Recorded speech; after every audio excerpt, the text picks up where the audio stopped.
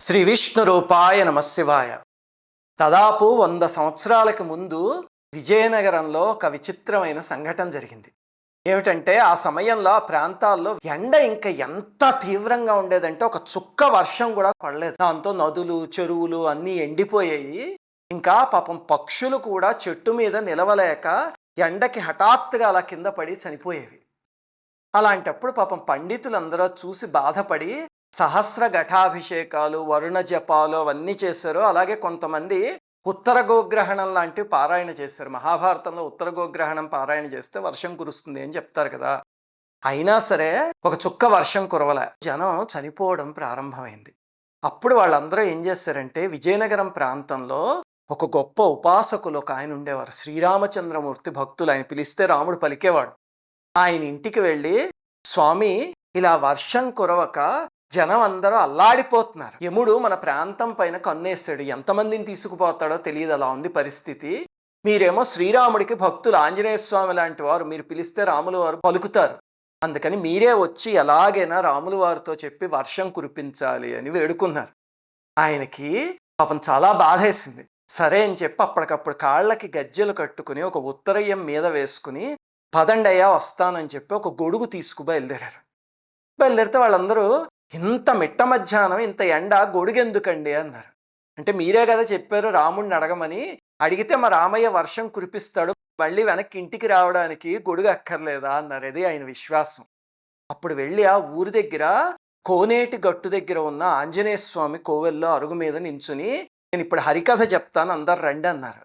ఆయన హరికథ చెప్తే జనాల్ని మంత్రముగ్ధుల్ని చేసేవారు. అసలు మొత్తం ఊరంతా తరలొచ్చింది. ఆయన కూడా చెప్పులు లేవు, ఏమీ లేవు, మిట్ట మధ్యాహ్నం ఎండ కాలిపోతోంది. ఆ చప్టా మీద నిలబడి హరికథ చెప్పడం మొదలుపెట్టారు. జనం కూడా అంత టెంట్లోనూ పిన్నలు పెద్దలు అందరూ వచ్చి కూర్చున్నారు. కూర్చునేసరికి యముడు మన ప్రజల్ని తీసుకుపోతాడా, ఎలా తీసుకుపోతాడో చూస్తానని చెప్పి మార్కండేయ చరిత్ర చెప్పడం మొదలుపెట్టి, కాసేపు అయ్యాక చంద్రశేఖరాష్టకం, చంద్రశేఖర చంద్రశేఖర చంద్రశేఖర పాహిమాం అని చెప్పడం మొదలుపెట్టి ఆ తన్మయత్వంలో గంగాస్తోత్రం చెప్పేశారు. చెప్పేసి గంగాస్తోత్రం అయ్యాక శంభో అని గట్టిగా ఒక కేక పెట్టారు. వారి గొప్పతనం ఏమిటంటే వారికి మైకులో అలాంటివి అవసరం లేదు, ఆ కంఠం అలాంటిది. అలాగనే వారు అంత గట్టిగా శంభో అంటే అది ఎంతో దూరంలో ఉన్న వాళ్ళకు కూడా వినిపించేది అని వారి చరిత్రలో రాస్తారు. అంతే విచిత్రం. జరిగిందో లేదో మిట్ట మధ్యాహ్నం అంతటి మండుటెండలో ఒక 3-4 నిమిషాల్లోనే ఉరుములు మెరుపులతో హోరున ధారగా వర్షం కురిసేసింది. ఆ కాలం వాళ్ళు చెప్తారు, ఆ చూసిన వాళ్ళు కొంతమంది ఆ మధ్య దాకా ఉన్నారు. వాళ్ళు చెప్పేవారు, ఉసిరికాయలు ఎంత ఉంటాయో చిన్నవి అంతంత వర్షపు చినుకులు పడి వర్షం కురిసింది అని. ఆయన మాత్రం తన్మయత్వంలో అలా తడుస్తూనే హరికథ చెప్పేసుకుంటూ ఉంటే జనం కూడా అంతే పారవస్యంలో ఆకాశం కేసు చూసి పొంగిపోయి జయ జయధ్వానాలు చేస్తూ అలా తడిసిపోతూనే హరికథ అంతా విన్నారు. అంతా అయిపోయాక ఆయన ఇంకొన్ని కీర్తనలు పాడి మంగళహారతి చెప్పి, వెళ్ళండ్రా ఇంకా రాములు వారు అనుగ్రహించారులేండి అని చెప్పి గొడుగేసుకుని ఇంటికి వెళ్ళి, వారే శ్రీమదజ్జాడ ఆదిభట్ల నారాయణదాసు గారు, హరికథా పితామహులు. హరికథ అని తెలుగు వాళ్ళు ఎవరైనా తలుచుకోవాలంటే మొట్టమొదట గుర్తొచ్చేది ఆ మహనీయులే. వారు 31 ఆగస్టు 1864 శ్రావణ బహుళ చతుర్దశి రోజు జన్మించారంటే ఈరోజు వారి పుట్టినరోజు. అందుకని ఒక్కసారి వారి చరిత్రని స్మరించుకుందాం. హరికథలు చెప్పే వాళ్ళు ఉన్నారు కదా, అప్పటి నుంచి ఇప్పటి వరకు వాళ్ళందరూ కూడా ప్రత్యక్షంగానో పరోక్షంగానో నారాయణదాస్ గారి శిష్యులే. మన ముందు తరాల్లో సరస్వతీబాయి గారు లాంటి వాళ్ళు ఉండేవారు. ఆ తరువాత శ్రీపతి పండితారాధ్యుల సాంబమూర్తి గారు, అంటే మన ఎస్పీబి గారి నాన్నగారు, వారు కూడా అద్భుతంగా హరికథలు చెప్పేవారు. వారి దగ్గర నుంచే బాలసుబ్రహ్మణ్యం గారు ఆ సంగీతాన్ని పుణికిపుచ్చుకున్నారు. ఆ తరువాత మన తరంలో చూస్తే ఇప్పుడు సింహాచల శాస్త్రి గారు ఉన్నారు. తిరుపతి ఎస్వి సంగీత కళాశాలలో హరికథా విభాగానికి అధిపతి. గొప్ప పండితులు వారు కానీ, లేకపోతే ఇది ఇక్కడ ఫోటోలో చూపిస్తున్నాను చూడండి, ఒక సినీ నటి. ఆమె తండ్రి గారు గొప్ప భాగవతారు, ఎన్నో హరికథలు చెప్పారు. ఆవిడ కూడా ఈ తరంలో ఎన్నో హరికథలు చెప్తున్నారు. చాలా మందికి అది తెలియదు. 115 గంటల పాటు ఏకధాటిగా హరికథ చెప్పి రికార్డు కూడా చేశారు ఆవిడ. ఆ తరువాత తరం, మన తర్వాత తరానికి ఇప్పటికే సిద్ధమైపోతూ ఇదిగో ఈ చిన్న చిన్న పిల్లలు కూడా హరికథలు చెప్పేస్తున్నారు. ఎందుకు చెప్తున్నారండి వీళ్ళందరూ? ఒక్కటి ఆలోచించండి. హరికథ అంటే ఎంతమంది వస్తారు? వస్తే 100 మందో 200 మందో వస్తారు. ఇదే ఒక మ్యూజికల్ నైట్ పెట్టి సినిమా పాటలు పాడారు అనుకోండి, వేల మంది వచ్చేస్తారు. అంతేనా? హరికథకి ఎవరు రారు. కానీ వీళ్ళందరూ ఇంత చిన్న పిల్లలతో సహా ఎందుకు చేస్తున్నారంటే ఆ కళని బ్రతికించాలి అనే తపనతో. హరికథ అనేది 10 కాలాల పాటు ఉంటే మొట్టమొదట గుర్తు రావాల్సిన పేరు ఆదిభట్ల నారాయణదాస్ గారు కదా. అందుకే ఈరోజు మనం కూడా వారి చరిత్ర చెప్పుకుంటున్నాం. నారాయణదాస్ గారు శ్రీకాకుళం జిల్లా అజ్జాడ అనే గ్రామంలో జన్మించారు. వారి ఇంటి పేరు ఆదిభట్ల. అందుకని శ్రీమద్ అజ్జాడ ఆదిభట్ల నారాయణదాసు గారు అనే పేరు వచ్చింది వారికి. వారి తల్లి పంచమహాకావ్యాల్ని పుస్తకాలు చూడకుండా అప్పచెప్పేసేవారు. ఈ కాలం మనకి తెలుగులో పంచమహాకావ్యాల పేర్లు ఏమిటి అని చెప్పమంటే కూడా తెలియని వాళ్ళు దాదాపు 90% ఉంటారు. ఆ తల్లి అలా కాదుట, పంచమహాకావ్యాలు అప్పచెప్పేసేవారు. అలాగే ఆవిడది కోకిల కంఠం.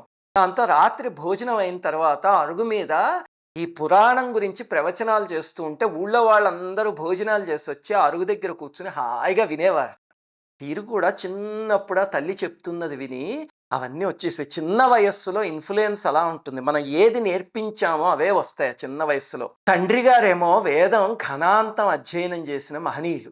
అందుకని ఆయన తండ్రి దగ్గర చాలా చిన్న వయస్సులోనే ఉపనయనం చేసేసుకుని ఋగ్యజు సామ వేదాలన్నీ నేర్చేసుకున్నారు. తల్లి దగ్గర పురాణాలు, తండ్రి దగ్గర వేదాలు. 6 ఏళ్ల వయస్సు వచ్చేసరికి తెలుగు సంస్కృతం అనర్గళంగా మాట్లాడేసేవారు. అంత చిన్న వయస్సులోనే భాగవతంలో 100 పద్యాలు అలా అప్పచెప్పేసేవారు ఆయన. అయితే వాళ్ళ తల్లిగారు ఆయనకి 6 సంవత్సరాల వయస్సు ఉన్నప్పుడు ఒకసారి ఏదో ఒక పుణ్యక్షేత్రానికి తీసుకువెళ్ళారు.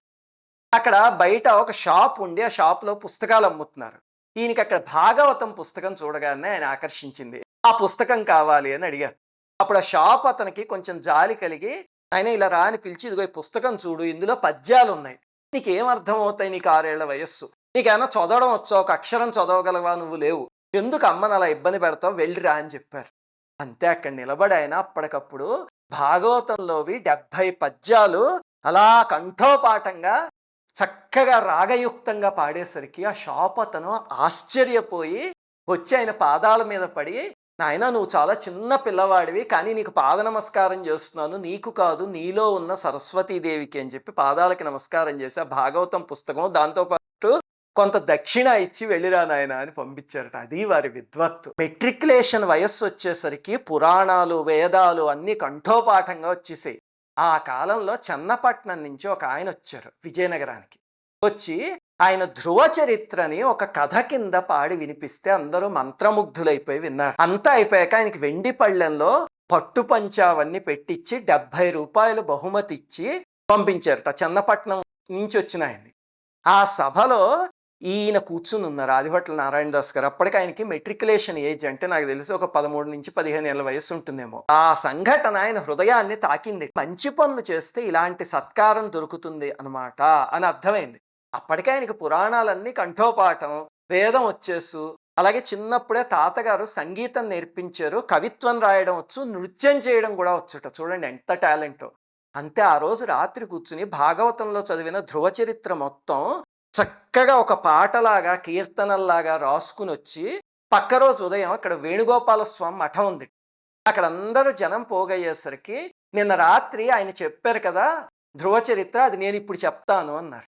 అంటే అందరూ నువ్వు చిన్న కుర్రవాడివి నువ్వేం చెప్తావయ్యా అంటే, లేదు వినండి అని చెప్పి వాళ్ళందరినీ కూర్చోబెట్టి చెప్తే, బా ఎంత అద్భుతంగా చెప్పావు ధ్రువ చరిత్ర, నిన్న వచ్చిన ఆయన చాలా పేరున్నాయన, ఆయన కన్నా బాగా చెప్పావు నువ్వని. ఇంకా ప్రతి వాళ్ళు అక్కడికి వచ్చిన వాళ్ళు వాళ్ళ ఊరికి వెళ్ళడము, ఈయన అక్కడికి పిలిపించుకు తీసుకువెళ్ళడం, అక్కడ ధ్రువ చరిత్ర చెప్పించుకోవడం. అలాగే ఎన్నో చుట్టుపక్కల ఊళ్ళు తిరిగి అక్కడంతా చెప్పేసరికి ఆఖరికి ఒక దర్బార్లో ఒకళ్ళు చెప్పించుకుని పట్టు పంచె ఇచ్చి 40 రూపాయలు బహుమతి ఇచ్చారట. చూడండి, చిన్నప్పుడు 70 రూపాయల సంఘటన జరిగింది.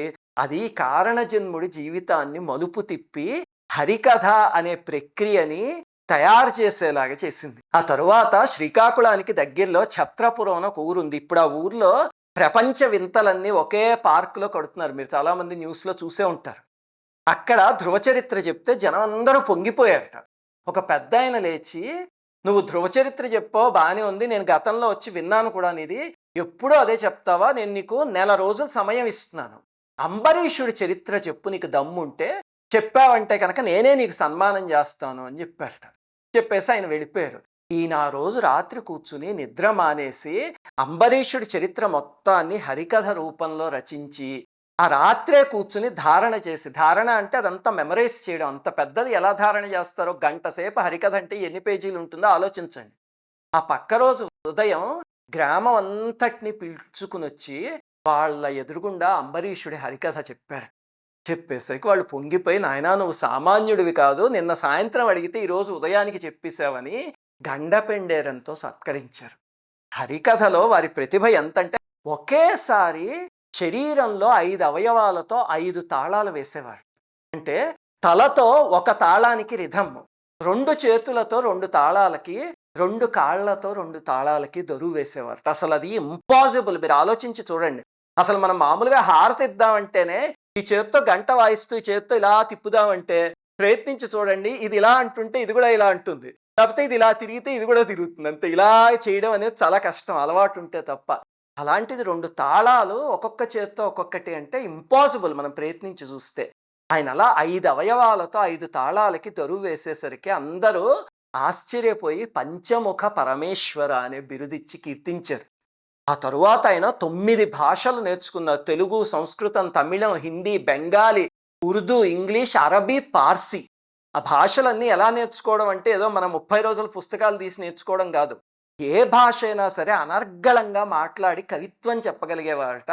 వారు ఆ భాష మాట్లాడితే ఆ భాష వాళ్ళు ఎవరైనా సరే ఆయన మదర్ టంగ్ కదా అనుకునేవారట తప్ప మాతృభాష అని, ఈయనది తెలుగు మాతృభాష అనుకునేవారు కాదట. అంత స్వచ్ఛంగా మాట్లాడేవారట. చూడండి ఏమి విద్వత్తో, అసలు తలుచుకుంటేనే ఒళ్ళు పులకిస్తుంది. ఆ తరువాత అవధానాలు ప్రారంభించి 9 భాషల్లో అవధానాలు చేశారు. ఎంత కష్టం అది. మనకి గరికపాటి వారు ఇలాంటి వారందరూ తెలుసు కదా. సామాన్యంగా వారు 2 భాషల్లో చేస్తారు, తెలుగు, సంస్కృతము. మనకి వద్దిపతి పద్మాకర్ గారు ఉన్నారు కదా, వారు 3 భాషల్లో చేశారు. అందుకే వారిని త్రిభాష అవధాని అని పిలుస్తారు. ఆదిభట్ల నారాయణదాసు గారు 9 భాషల్లో అవధానాలు చేశారట. మీకు నేను గతంలో అవధానం వీడియోలో ఒక చిన్న ఉదాహరణ చెప్పాది, మళ్ళీ చెప్తా. ఒకసారి వారు అవధానంలో ఉండగా ఎవరో ఆశువుగా పరమేశ్వరుడి మీద ఉత్పలమాలలో పద్యం చెప్పమన్నారు. అలాంటి మహనీయులకి ఉత్పలమాలలో చెప్పడం ఎంతసేపు, 2 నిమిషాల్లో చెప్పేస్తారు.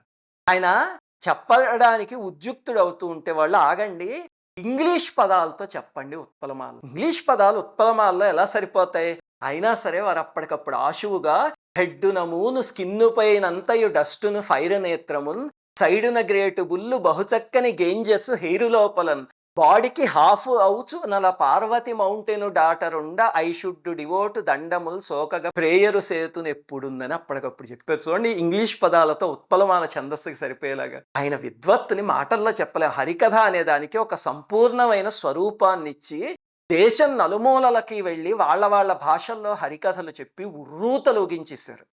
ఒకసారి ఏమైంది, ఆయన హరికథ చెప్పడానికి వచ్చి అంతా అయ్యాక వేదిక మీదకి వచ్చారు.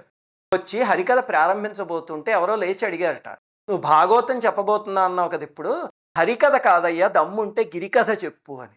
అంతే. అప్పటికప్పుడు ఆశువుగా గిరిజా కళ్యాణం మొత్తాన్ని హరికథ రూపంలో అలవోకగా ఆశువుగా చెప్పేసిన మహనీయులు. ఆ తరువాత యవ్వనంలోకి వచ్చారు. ఇంత కీర్తి ప్రతిష్ట, ఎక్కడ పడితే అక్కడ గండపెండేరాలు, గజారోహణలు, ధనం, స్నేహితులు వెనకాల, వీటన్నిటిలో పడి నెమ్మదిగా స్నేహితుల వల్ల నల్లమందుకిను దీనికి అలవాటు పడ్డారు. అలాగనే వేశ్యలు జావళులు పాడేవారు కదా, వీరికి సంగీతం అంటే ఇష్టం. అక్కడ కొంతమంది చాలా అద్భుతంగా పాడుతూ ఉంటే వినడానికి అక్కడికి వెళ్ళేవారు. అలాంటి ప్రదేశాలకి ఊరికే కూడా వెళ్ళకూడదు, అదే కదా మనకి భాగవతంలో చెప్పేది. నెమ్మదిగా వేశ్యలు ఈయన వెంట పడ్డం మొదలయ్యి ఆ వేశ్యాలంపటానికి లోనైపోయారు. అని వారి గొప్పతనం ఏమిటి అంటే, వారు నా ఎరుక అని ఆత్మకథ ఒకటి రాసుకున్నారు. అది గ్రాంధిక భాషలో ఉంటుంది కానీ చాలా బాగుంటుంది. అందులో ఇవన్నీ నిర్భయంగా చెప్పేశారు. అవును, నేను నా యవ్వనంలో శాఖామృగ చేష్టలు, కోతి పనులు చేశాను కొన్ని అని చెప్తూ, ఇదిగో ఇలా జీవించాను అని చెప్పేశారు. ఆ తరువాత ఏమైంది, ఆ లంపటత్వంలో పడిపోతే ఎవరో ఆయనకి రామతారక మంత్రాన్ని ఉపదేశించారు. ఎందుకంటే భగవంతుడు ఊరుకోడు కదా, ఆయన కారణజన్ముడు, ఈయన పుట్టింది ఒక దానికోసం. కానీ జీవితంలో స్నేహితుల వల్ల పొరపాటున ఇటువంటివి అలవాటయ్యి మళ్ళీ భగవంతుడే తీసుకొచ్చి దారిలో పెడతాడు. భగవంతుడు ఎవరినైతే ఎన్నుకున్నాడో వాళ్ళు ఎటు వెళ్తున్నా సరే తీసుకొచ్చి దారిలో పెడతాడు. ఆ తరువాత రామతారక మంత్రం అలవాటయ్యాక ఈ అలవాట్లన్నీ పోయేట. మనకి భాగవతంలో అంటారు, అంబుజోదర దివ్య పాదారవింద చింతనామృతపాన విశేష మత్త చిత్తమేరీతి ఇతరంబు చేరనేర్చు అని. అంటే భగవంతుడి నామ అనే మత్తుకు అలవాటైపోయిన మనస్సు ఏదైతే ఉంటుందో అది మిగతా మత్తుల జోలికి వెళ్ళదట. ప్రహ్లాదుడు అంటాడు అలాగా ఆయనకి ఆ రామతారక మంత్రం అలవాటయ్యాక ఈ మత్తులన్నీ పోయాయి. అది తీవ్రంగా చేసేసరికి మంత్ర సిద్ధి కలిగి అపూర్వమైన శక్తులు వచ్చాయి. మీకు ఒక సంఘటన చెప్తాను, ఆయన జీవితంలో జరిగింది. ఆయన ఊరూరా తిరిగి హరికథలు చెప్పేవారు. దాంతో జనం పాదాక్రాంతం అయిపోయేవారు. ఆయనకి అలాంటి విద్వత్తుని అమ్మవారు ఇచ్చారు. అలాగే వారు గొప్ప వైణికులు. వారు అసలు వీణ వాయిస్తుంటే జనం మంత్రముగ్ధులు అయిపోయేవారు. అవన్నీ అమ్మవారు వారికి ఇచ్చిన కానుక. అలాంటి మహనీయులు కనబడితే నమస్కారం చేసేసి వదిలేయాలి, అంతేకాని అసూయ ఉండకూడదు కదా. కానీ ఇలాంటి మహనీయులు అలాంటి వాళ్ళని పట్టించుకోరు. ఒకసారి వీళ్ళందరూ కలిసి ఏం చేశారు, ఒక పెద్ద గ్యాంగ్ కింద ఫామ్ అయ్యి అందులో మంత్ర సాధన చేసేవాళ్ళు ఇద్దరున్నారు. వాళ్ళిద్దరికీ డబ్బులు ఇచ్చి ఈయన మీద ప్రయోగం చేసి మాట పడిపోయేలాగా చెయ్యండి అని అడిగారు. అడిగితే ఈయన ఒక ఊళ్ళో హరికథ చెప్పడానికి వచ్చి వేదిక మీదకి వచ్చి అంతా సర్దుకోవడం అయ్యాక సరిగ్గా హరికథ ప్రారంభింపబోతూ ఉంటే వాళ్ళు మంత్రప్రయోగం చేశారు. వెంటనే ఆయనకి వాక్స్తంభనం అయిపోయి విపరీతంగా ఎక్కిళ్ళు రావడం మొదలుపెట్టాయి. అసలు ఒక క్షణం కూడా గ్యాప్ ఇవ్వకుండా అలా ఎక్కిళ్ళు వస్తూ ఉంటే పాపం చాలా ఇబ్బంది పడేసరికి ఒక 20 నిమిషాలు చూసి సభలో వాళ్ళందరూ ఇంక లేచి వెళ్ళిపోవడం మొదలుపెట్టారు. ఎందుకంటే ఎక్కిళ్ళు వస్తుంటే ఇంకెలా చెప్తారో ఆ రోజుకి ఇంక లేదు అని. ఆయన సైగ చేసి అందరిని కూర్చోమని చెప్పి లోపలికి వెళ్ళారు. ఆయన బస దగ్గరికి వెళ్ళి అక్కడ ఆయన దేవతారాధన శ్రీరామచంద్రమూర్తి ఉన్నారు కదా, ఆ పేటిక తెరిచి రాముల వారి దగ్గర ఒక గ్లాసు నీళ్లు పెట్టి రాముల వారి మీద ఉన్న తులసి దళాలు అందులో వేసి ఆ నీళ్లు తాగి ఆ తులసి దళాలు నమిలేసి వేదిక మీదకి వచ్చారు. వచ్చి ఆ పక్కన వాద్యకారులు ఉంటారు కదా, వాళ్ళతో ఎవడరా నా మీద ప్రయోగించేది, నా రాముడు ఊరుకుంటాడా అని సింహం లాంటి కంఠంతో చెప్పి హరికథ ప్రారంభించారు. అలా అద్భుతంగా చెప్పేసరికి జనం అందరూ విని పరవశించిపోయి ఆయనకి నమస్కారం చేసుకుని అందరూ దక్షిణలు ఇచ్చి బయలుదేరారు. మొత్తం సభ అంతా ఖాళీ అయిపోయింది. ఇద్దరు మాత్రం అక్కడ కూర్చుని ఉన్నారు. ఉంటే ఇంకా నిర్వాహకులు వెళ్ళండి మీరు కూడా బయలుదేరండి, ఇంకా మేము అన్నీ సర్దుకోవాలి అంటే వాళ్ళు లేవలేకపోతున్నారు. అక్కడి నుంచి అలా దిగ్బంధనం అయిపోయి అక్కడ నేలకు అలా అతుక్కుపోయి ఉండిపోయారు. ఇలాంటి సంఘటనే మనకి మౌనస్వామి జీవిత చరిత్రలో కూడా నేను ఒకటి చెప్పాను. అతుక్కుపోయేసరికి అప్పుడు ఏడవడం మొదలుపెట్టి వారికి నమస్కారం చేశారు. వారు వేదిక దిగొచ్చి ఏమిరా మంత్రశక్తి ఉంటే 10 మందికి ఉపయోగించాలి, అంతేకాని ఇలాంటి నీచమైన పనులు చేస్తారా, బుద్ధి లేదా మీకు అని అడిగితే పాదాల మీద పడ్డారు. వీపు మీద ఒక్కటి చరచి ఆంజనేయ వీళ్ళని పంపించే అంటే అప్పుడు లేచి వాళ్ళు పైకి వెళ్ళగలిగారు. అది వారి మంత్రసిద్ధి. రామనామము ఆయనకి అంతటి సిద్ధినిచ్చింది, అలాగే అంతటి ఇంద్రియ నిగ్రహాన్ని స్వచ్ఛతని కూడా ఇచ్చింది. ఒకసారి ఏం జరిగింది, ఆయనకి అనారోగ్యం వచ్చి చాలా ఇబ్బంది పడుతూ తీవ్రమైన జ్వరంతో ఎక్కడికో బయటికి వెళ్ళి వెనక్కి వస్తూ ఉంటే అర్ధరాత్రి దాటేసింది. విపరీతమైన వర్షం, తిండి లేదు, ఒళ్ళు కాలిపోతున్నంత జ్వరం. ఎన్నో ఇళ్లకి వెళ్ళి వాళ్ళ తలుపులు కొడితే ఎవ్వరు తలుపు తీలే, ఆ వర్షంలో ఎవరికి వినిపించలే. దాంతో ఒక ఇంటికి తలుపు తీసుంటే లోపలికి వెళ్ళేసరికి అక్కడ స్త్రీ ఉంటే అమ్మ నేను ఈరోజు రాత్రి ఇక్కడ పడుకుంటాను, నీకు 2 రూపాయలు ఇస్తాను అని చెప్పి ధనం ఇచ్చారు. దీపం వెలిగించి ఆ వెలుగులో చూస్తే దీనికి అర్థమైంది వేశ్య అని. కానీ ఇంకా తప్పదు, ఏం చేస్తారు. దాంతో అమ్మ ఒక పని చెయ్యి, నువ్వు ఆ కింద చాప మీద దూరంగా పడుకో, నేను ఈ మంచం మీద పడుకుంటాను అని చెప్పారు. ఆవిడ చిరునవ్వు నవ్వి సరే అంది. ఈయన పడుకున్నాక ఏం చేసింది, ఓ రాత్రి వేళొచ్చి ఈయన పక్కన పడుకుంది. పడుకునేసరికి ఈయనకి ఆ నిద్రలో తెలియలే. వెంటనే ఈయన మీద కాలు చెయ్య వేసేసరికి ఆయన నిద్ర లేచి చూసి చిచిచి ఇంత అసహ్యమైన పని చేస్తున్నావేంటి నువ్వు అంటే, మాకు ఒక నియమం ఉంది, మా దగ్గరికి వచ్చిన వాళ్ళు ఎవరైనా డబ్బులు ఇస్తే వాళ్ళని సుఖపెట్టకుండా పంపించకూడదు అనేది మా నియమం. ఎట్టి పరిస్థితుల్లోనూ మీరు డబ్బులు ఇచ్చారు కాబట్టి మిమ్మల్ని సుఖపెట్టాలి రోజు అంటే, మహాప్రభు నాకు ఇది వద్దని చెప్పి వదిలేసుకుని అంత వర్షంలోనూ అంత ఒళ్ళు కాలిపోతుంటే బయటికి వెళ్ళి ఎక్కడో అరుగు మీద తడుస్తూ పడుకున్నారు తప్ప మళ్ళీ ఆ ఇంటి జోలికి వెళ్ళలేదు. చూడండి, ఆ దారి నుంచి రామనామం మార్చి ఎంతటి ఇంద్రియ నిగ్రహాన్ని ఇచ్చిందో. అలాగే ఇంకొక సంఘటన, విజయనగరం రాజు ఆనంద గజపతుల వారు ఉండేవారు కదా, ఆయన అభినవ ఆంధ్రభోజ అని పిలిచేవారు. ఆయన కొలువులో ఆస్థాన విద్వాంసుడి కింద ఉండేవారు ఈయన. ఒకసారి రాజావారు ఒక రాగం చెప్పి ఆ రాగం పాడండి ఇప్పుడు అని అడిగారు. అడిగితే ఆయన నాకు ఇప్పుడు ఆసక్తి లేదు మహారాజా అన్నట్టు. అంటే మన భాషలో చెప్పాలంటే మూడ్ లేదు అని. రాజుగారు కూడా బలవంత పెట్టలేట. ఎందుకంటే అలాంటి విద్వాంసులకి ఆసక్తి ఉన్నప్పుడే పాడించుకుంటేనే బాగుంటుంది. ఆ పక్క రోజు ఉదయం ఆదిభట్ల వారు వ్యాయామశాలకు వెళ్ళారు. అక్కడ వ్యాయామం చేస్తూ ఉంటే మధ్యలో ఆ రాగం గుర్తొచ్చి ఇంకలాగా గానం చేయడం మొదలుపెట్టారు. ఆయన కళ్ళు మూసుకుని తన్మయత్వంతో దాదాపు గంటన్నర పాటు గానం చేశారు. చేశాక చప్పట్లు వినిపించి కళ్ళు తెరిచి చూస్తే చుట్టూ జనం మూగిపోయి ఉన్నారు. ఆయన వ్యాయామశాలలో చిన్న అంగోస్త్రం కట్టుకుని వ్యాయామం చేస్తున్నారు. వెంటనే గబగబా లోపలికి వెళ్ళిపోయారు. చూస్తే ఆ చుట్టూ ఉన్న జనాల్లో మారువేషంలో వచ్చిన రాజావారు కూడా ఉన్నారు. వారు కూడా విని పులకించిపోయారు. అంతటి అద్భుతమైన గాత్రం వారిది. హిందుస్థానీ, కర్ణాటక ఈ 2 సంగీతాల్లో సమానమైన ప్రతిభ ఉన్న మహనీయులు. ఒకసారి శాంతినికేతనంలో రవీంద్రనాథ్ ఠాగూర్ గారి దగ్గర ప్రదర్శన ఇచ్చేసరికి వారు ఆశ్చర్యపోయి, ఉత్తరాది దక్షిణాది 2 సంగీతాల్ని ఇంత అద్భుతంగా ఇంత ప్రతిభతో పాడగలిగిన వాళ్ళని నేను ఇప్పటిదాకా చూడలేదు, మీరు ఏదో గంధర్వులు అయ్యి ఉంటారు అన్నారు. అంటే ఈయన 2 చేతులు ఇలా నడుము మీద వేసుకుని, అవును నేను గంధర్వుండే అని ఆత్మవిశ్వాసంతో ఉరిమే లాంటి గొంతుతో చెప్పొచ్చారు మనకి. అలాగనే ఒకసారి వేదిక మీద సీతా కళ్యాణం హరికథ చెప్పారు.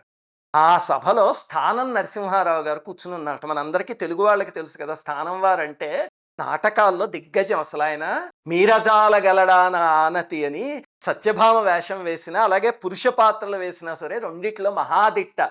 వారు ఆ సీతా కళ్యాణం హరికథ మొత్తం విని అంతా అయిపోయాక కన్నీళ్లు పెట్టుకుని స్టేజ్ మీదకి వచ్చి, ఏమి విద్వత్తండి మీది, మేము నాటకాల్లో వేషాలు వేసి ఆ పాత్రతో జనాల్ని మెప్పిస్తాం, మీరు అలా కాదు అక్కడ నిలబడి హరికథ చెప్తూ రావణ బ్రహ్మ అయితే అంతటి గాంభీర్యం, మహోదాత్తుడైన విశ్వామిత్రుడు, నవమన్మధుడైన శ్రీరామచంద్రుడు, సిగ్గులొలికే సీతాదేవి వాళ్ళందరినీ అక్కడ నిలబడి మా మనోనేత్రానికి దర్శింపజేశారు, ఈ ప్రతిభ సామాన్యమైనది కాదు అని నమస్కారం చేశారట. అది వారి ప్రతిభ. తెలుగు పదాలతోనే సాహిత్యం అంతా రచించేవారు. సామాన్యంగా తెలుగులో మనకి ఒక 50% సంస్కృత పదాలు ఉంటాయి కదా, వారెక్కడ వారి రచనల్లో అవి వాడేవారు కాదు. దానికి ఈక్వలెంట్ తెలుగు పదాలు సృష్టించేవారు. అంటే రక్తాక్షి సంవత్సరం అని ఉందనుకోండి, నెత్తురు కంటి ఏడాది అని వాడేవారు. అలాంటి పదాలని సృష్టించారు వారు. లలితా సహస్రనామాన్ని తల్లి విన్కి అనే పేరుతో తెలుగులోకి అనువదించారు. విష్ణు సహస్రనామాన్ని, భగవద్గీతని, వీటన్నిటినీ తెలుగులోకి అనువదించారు మహానుభావుడు. పుష్యమాసం బహుళ పంచమి 2 జనవరి 1945 రోజు దేహం వదిలేశారు ఆ మహనీయులు. ఇదే ఇక్కడ చూపిస్తున్నవి వారు వాడిన వీణ, చిరుతలు అలాంటి కొన్ని వస్తువులు ఉన్నాయి చూడండి. ఇవన్నీ వారు మనకి వదిలి వెళ్ళిపోయిన మధుర స్మృతులు. అలాగే మీరు ఎవరైనా విశాఖపట్నం ఎయిర్పోర్ట్కి వెళ్తే లోపలికి వెళ్ళగానే అక్కడ ఆదిభట్ల నారాయణదాస్ గారు విగ్రహం పెట్టారు. నేను నా భార్య ఎప్పుడు వెళ్ళినా ఒక్కసారి వారికి పాద నమస్కారం చేసుకుని మహాప్రభు అని నమస్కరించుకుంటూ ఉంటాం. మీరు కూడా ఈసారి వెళితే ఆయనకి నమస్కరించుకోండి. అలాగే మీ పిల్లలకి వారి చరిత్ర చెప్పండి. ఎందుకంటే మీరు ఆ విగ్రహం దగ్గర నమస్కారం పెట్టగానే పిల్లలు ఖచ్చితంగా అడుగుతారు ఎవరు ఆయన అని. అలాంటప్పుడు ఒక 2 సంఘటనలు చెప్పగలిగారు అనుకోండి, వాళ్ళకి అలా గుర్తుండిపోతుంది ఆ చరిత్ర. అలాగే వీడియో చేసినందుకు నా కృషి కూడా ఫలిస్తుంది. శ్రీమాత్రే నమః. అందరికీ నమస్కారం. మన ఆధ్యాత్మిక వీడియోల్ని 3 ఛానల్స్గా విభజించాం. 3 ఛానల్స్కి సబ్స్క్రైబ్ చేసుకొని పక్కనే ఉన్న బెల్ ఐకాన్ని క్లిక్ చేయండి.